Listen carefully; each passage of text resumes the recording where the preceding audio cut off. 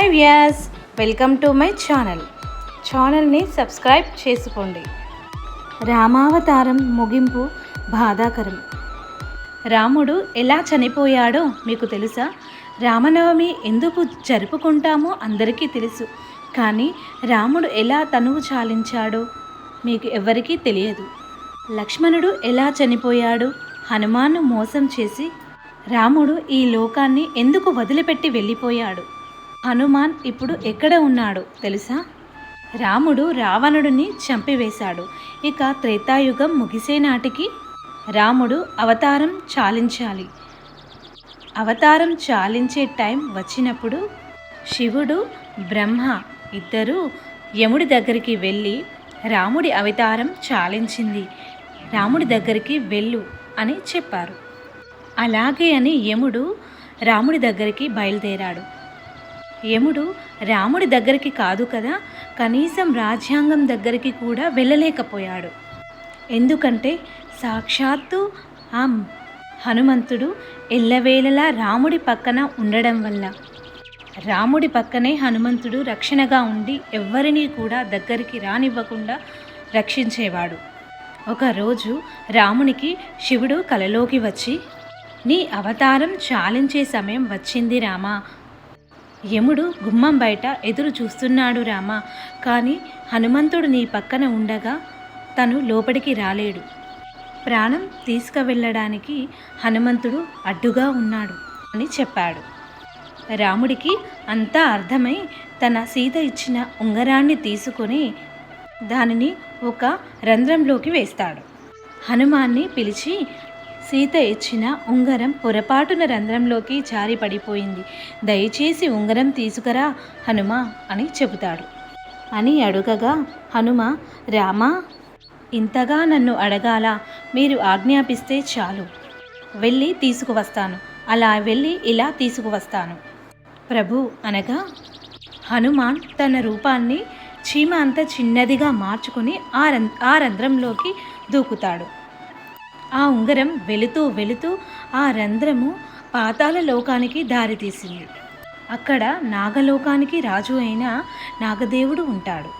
హనుమంతుడు ఆయనకు నమస్కరించి, నాగరాజా, నా రాముడి ఉంగరము ఇందులో పడింది, ఈ పాతాళ లోకానికి వచ్చింది. నా రాముని ఉంగరం ఎక్కడుందో మీకేమైనా తెలుసా అని అడుగుతాడు. ఓహో, రాముడి ఉంగరమా, ఇక్కడ ఉంది, నాతో రా అని తీసుకెళ్తాడు. అని హనుమాన్ని వెంట తీసుకొని ఒక గృహలోనికి వెళతాడు. ఈ గృహలోనే ఉంగరాలు ఉన్నాయి అని నాగరాజు చెబుతాడు. హనుమాను, ఉంగరాలా, నా రాముడి ఉంగరం ఒక్కటే కదా అని అనుకుంటూ గుహలోనికి వెళతాడు. అక్కడ ఒకటి కాదు, రెండు కాదు, మూడు కాదు, కొన్ని వేల ఉంగరాలు కనిపిస్తాయి. హనుమాను చూసి నవ్వి, నా రాముడి ఉంగరం నాకు తెలియదా అని ఉంగరాలలో రాముడి ఉంగరంని వెతుకుతూ ఉంటాడు. అన్నీ ఒకేలా కనిపిస్తూ ఉంటాయి. హనుమంతుడు అయోధ్యలో లేడు అనే విషయం తెలుసుకొని యముడు రాముడి దగ్గరికి వెళతాడు. రామా, నీతో ఒక ముఖ్యమైన విషయం మాట్లాడాలి, ఎవరిని గది లోపలికి రానివ్వకుండా చూసుకో, ఎవరైనా గదిలోకి వస్తే వాళ్లకు మరణదండం విధించాల్సిందిగా కోరుతున్నాను అని యముడు చెబుతాడు. అప్పుడు రాముడు లక్ష్మణునితో, గదిలోనికి ఎవ్వరూ రాకుండా చూసుకో, ఎవరైనా వస్తే వారికి మరణదండ విధిస్తాను అని చెప్పి లోపలికి వెళతాడు. సరే అన్నా అని ద్వారం వద్ద కాపలాగా ఉంటాడు.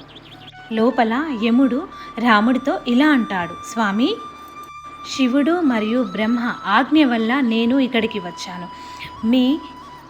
మీ అవతారం చాలించే సమయం వచ్చింది. మీ రాముడికి సంబంధించిన అవతారం ముగిసింది. ఇక మీరు విష్ణు రూపంలోనికి రావాలి. వైకుంఠంలో లక్ష్మీదేవి మీకోసం ఎదురు చూస్తూ ఉంది అని చెబుతాడు. రాముడు నవ్వుతూ సరే యమా అంటాడు. ఆ సమయంలోనే మహాకోపిష్టి అయిన దూర్వాస మహర్షి రాముడితో మాట్లాడడానికి అయోధ్యకు వస్తాడు. కానీ లక్ష్మణుడు, స్వామి, రాముల వారు ఏకాంతంగా ఉండాలనుకున్నారు, ఎవరినీ లోపలికి రానివ్వద్దు అని చెప్పారు, మిమ్మల్ని ఇప్పుడు లోపలికి పంపలేను అని లక్ష్మణుడు దూర్వాస మహర్షితో అంటాడు. దూర్వాస మహర్షి కోపంతో, నేను అంత దూరం నుండి రామునితో మాట్లాడడానికి వస్తే నన్ను లోపలికి పంపకుండా అడ్డుకుంటావా? ఇప్పుడు కానీ నన్ను లోపలికి పంపకపోతే అయోధ్య మొత్తాన్ని కాల్చి బూడిద చేస్తాను అంటాడు. లక్ష్మణుడికి ఏం చెయ్యాలో అర్థం కాక, ఇప్పుడు లోపలికి నేను వెళ్తే నాకు మాత్రమే మరణదండన విధిస్తాడు, లేకపోతే దూర్వాస మహర్షి మొత్తం అయోధ్యనే కాల్చివేస్తాడు అని తను ఆలోచనల పడి తను లోపలికి వచ్చి, దూర్వాస మహర్షి వచ్చాడు అన్నయ్య అని చెప్తాడు. లక్ష్మణుడు లోపలికి రావడం చూసిన రాముడు చాలా కృంగిపోతాడు. అయ్యో లక్ష్మణ, ఎంత పని చేశావు నువ్వు! ఎవరినీ లోపలికి రానివ్వద్దని అంటే నీవు ఎలా వచ్చావు? నీకు తెలియదా లోపలికి వస్తే ఏమి జరుగుతుంది అని? ఇప్పుడు నేను నిన్ను చంపాలి అని బాధపడుతూ ఏం చేయాలో తెలియక తన గురువైన వశిష్ఠుణ్ణి అడుగుతాడు. నీవు లక్ష్మణుణ్ణి చంపనవసరం లేదు. ఎప్పుడూ నీ పక్కన ఉండే లక్ష్మణుణ్ణి దూరం చేస్తే తను మరణంతోనే సమానం. లక్ష్మణుడిని రాజ్య బహిష్కరణ చెయ్యి అని వశిష్ఠుడు చెబుతాడు.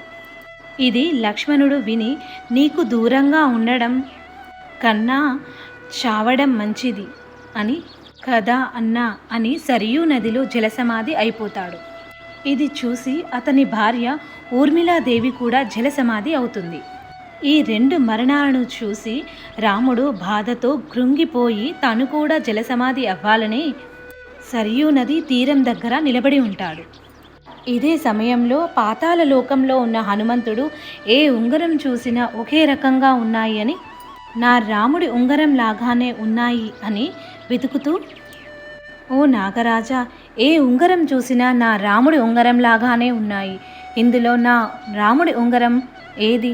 ఇన్ని ఉంగరాలు ఇక్కడికి ఎలా వచ్చాయి అని అడుగగా నాగరాజు చెబుతాడు, ఏ రోజైతే పాతాళం రంధ్రంలోకి ఏ ఉంగరం అయితే వస్తుందో దాని వెంట ఒక వానరుడు వస్తాడో అప్పుడు త్రేతాయుగం ముగుస్తుంది. అప్పుడు భూమిపైన రాముడు అస్తమిస్తాడు. త్రేతాయుగం అంతమవు. హనుమ, ఇక్కడ ఎన్ని ఉంగరాలు ఉన్నాయి అంటే ఇన్నిసార్లు రాముడు అస్తమించాడు అని అర్థం. అన్ని త్రేతాయుగాలు ముగిశాయి అని అర్థం. ఉంగరం అంటే చక్రం హనుమ. ఒక చక్రం ముగిసింది అంటే ఒక త్రేతాయుగం ఆరంభమవుతుంది అన్నట్టు హనుమ. మళ్ళీ ముగుస్తాయి, మళ్ళీ త్రేతాయుగం అంతమవుతుంది. రాముడు మళ్ళీ పుడతాడు, నువ్వు కూడా మళ్ళీ పుడతావు, ఇద్దరూ కలిసి రావణుణ్ణి సంహరిస్తారు అని వాసుకి అంటాడు. హనుమంతుడు ఆశ్చర్యపోతాడు. అంతలోపు, అయ్యో నా రాముడు ఇప్పుడు మరణిస్తాడా? చేతికి దొరికిన ఉంగరాన్ని తీసుకొని వెంటనే అయోధ్యకు బయలుదేరుతాడు. అయోధ్య మొత్తం వెతికిన రాముడు ఎక్కడా కనిపించడు. అలా వెతుకుతూ ఉండగా సరియూ నదిలో రాముడు జలసమాధి అవుతూ ఉండడం కనిపిస్తుంది. వెంటనే అతి వేగంగా కిందికి వచ్చే లోపు రాముడు హనుమాన్ని చూస్తూ జలసమాధి అయిపోతాడు.